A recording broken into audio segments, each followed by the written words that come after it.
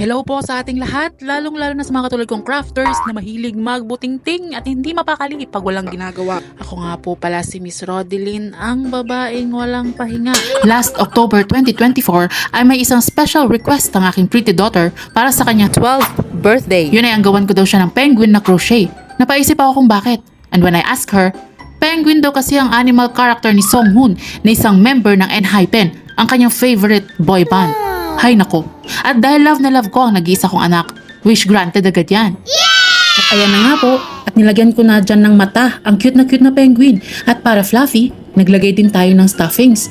Lahat nga po pala ng mga materials na ginagamit ko sa pagkukrochet ay nabili ko lamang sa Shopee. Color blue nga pala ang napili kong color sa penguin na to. Giliw na giliw talaga ako sa penguin na to. Ang cute! Sobra! Tapos yung pantok niya o beak ay yellow. Alam niyo po, nakakapagod po mag-crochet. Sumasakit po yung elbow ko. Pero super sulit, lalo na yung pagbibigyan mo yung mga mahal mo sa buhay.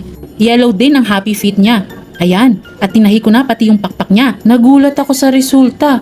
Super ka-vibes ng penguin na to yung anak ko na maldita. Ayun, nakatipid ako ng pang-gift kasi mura lang ang materialis nito. Hindi aabot ng 500 pesos. Pero kung bibilhin yung mga ganito kalaking stuffed toys, mahigit 500 ang presyo lalo na pagbago. Super maa-appreciate pa ng mahal mo sa buhay kung ganito yung ireregalo mo dahil A for effort at pinaghirapan mo talaga.